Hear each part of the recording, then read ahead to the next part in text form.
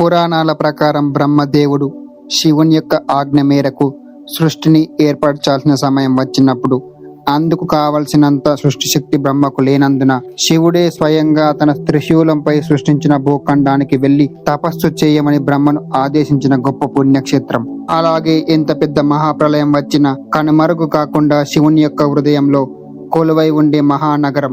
మనిషి తన జీవితంలో ఎంత పుణ్యం చేసినా పొందని ముక్తిని, మరణం తర్వాత శాశ్వత ముక్తిని ప్రసాదించే దివ్య నగరం. ఈ భూలోకంలో సాక్షాత్ మహాశివుడే నివాసం ఏర్పరచుకున్న గొప్ప పుణ్యస్థలం. ఇలా అనేక గొప్ప విషయాలను తనలో దాచుకొని సమస్త ప్రపంచానికి జ్ఞాన కాంతులను ప్రసాదించే దివ్య పురాతన నగరమే ఈ కాశీ నగరం.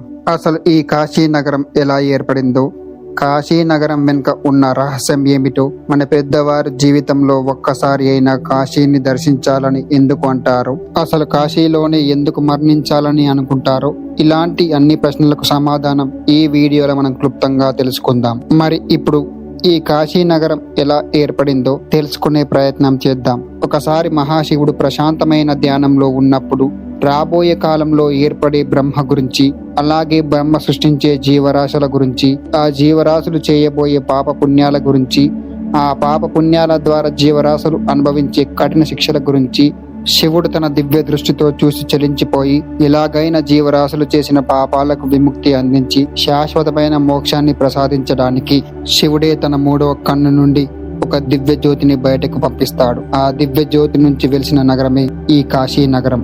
అలాగే కొన్ని పురాణ కథల ప్రకారం బ్రహ్మ పుట్టక ముందే కాశీ ఉంది అని.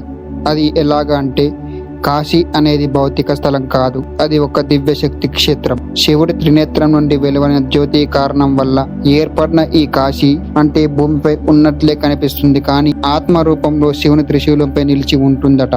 అంటే ఇది శివ చైతన్యానికి ప్రతీక. మరి కాశీ నగరంలో మరణిస్తే శాశ్వత విముక్తి పొందుతారని చాలా మంది ప్రగాఢ నమ్మకం ఉంది.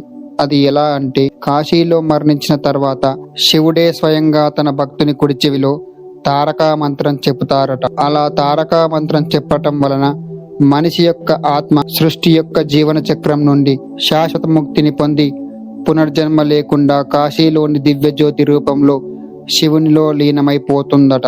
అందుకే సాక్షాత్తు ఆ మహాశివుడు చెప్పే తారక మంత్రం కారణంగానే కాశీలో మరణించిన ప్రతి జీవి యొక్క కుడి చెవి పైకి లేచి ఉంటుందట. అదే దీనికి నిదర్శనం. మరణం తర్వాత శాశ్వత ముక్తిని అందించే ఈ నగరాన్ని మోక్షపురిగా కూడా పిలుస్తారట. కాశీలో తప్పక దర్శించాల్సిన ఘాట్లు చాలా ఉన్నాయి, కానీ వాటిలో మణికర్ణిక ఘాట్ చాలా ప్రత్యేకమైనది, అలాగే పవిత్రమైనది. అసలు ఈ మణికర్ణిక ఘాట్ ఎలా ఏర్పడిందో ఇప్పుడు తెలుసుకుందాం. కొన్ని పురాణ కథల ప్రకారం ఒకసారి పార్వతీదేవి శివునితో కలిసి భూలోక యాత్ర చేయాలని కోరింది. అయితే కాశీ అనే పవిత్ర స్థలానికి వచ్చినప్పుడు శివపార్వతులు నదీ స్నానం చేస్తున్నప్పుడు పార్వతీదేవి తన ఆభరణాలను సరిచేసుకుంటున్న సమయంలో ఆమె చెవికి ఉన్న మణికర్ణిక అనే చెవిరత్నం పొరపాటున నీటిలో పడిపోతుంది. అలా ఆ రత్నం భూమిలో కలిసిపోయింది. అప్పుడు పార్వతీదేవిని శివుడు, నీ మణిరత్నం పడిన ఈ స్థలం అత్యంత పవిత్ర స్థలంగా మారుతుంది. ఈ స్థలం యావత్ ప్రళయం వచ్చినా కూడా నాశనం కాదు. ఇక్కడే జీవుల శరీరం లయమై ఆత్మకు మోక్షం లభిస్తుంది అని అంటాడు. ఆ విధంగా ఆ స్థలం తర్వాత కాలంలో మణికర్ణిక ఘాటుగా ప్రసిద్ధి చెందింది. అలాగే శ్రీ మహావిష్ణువు కూడా ఒకసారి కాశీకి వచ్చినప్పుడు కాశీ క్షేత్రంలో శివుని ధ్యానంలో శివనామ స్మరణతో తన శరీరాన్ని పూర్తిగా తపస్సులో అర్పించినప్పుడు విష్ణువు గాఢ తపస్సులోకి వెళ్లటం వలన అతని శరీరం అంతా చెమటతో తడిసిపోతుంది. అలా ఆ చెమట బిందువులు నేలపై జారి పడతాయి. అవి ఒక్కో బిందువు దివ్యశక్తిగా మారి పవిత్ర సరస్సుగా ఏర్పడుతుంది. అలా ఏర్పడిన ఆ పవిత్ర సరస్సు మణికర్ణికా కుండం. ఈ మణికర్ణికా కుండం మణికర్ణికా ఘాటు పక్కనే ఉంటుంది. అప్పుడు శివుడు శ్రీ మహావిష్ణువుతో, నీ దివ్య తపస్సు వల్ల ఏర్పడిన ఈ నీరు యావత్ కాలం భూలోక పాపాలను శుద్ధి చేస్తుంది.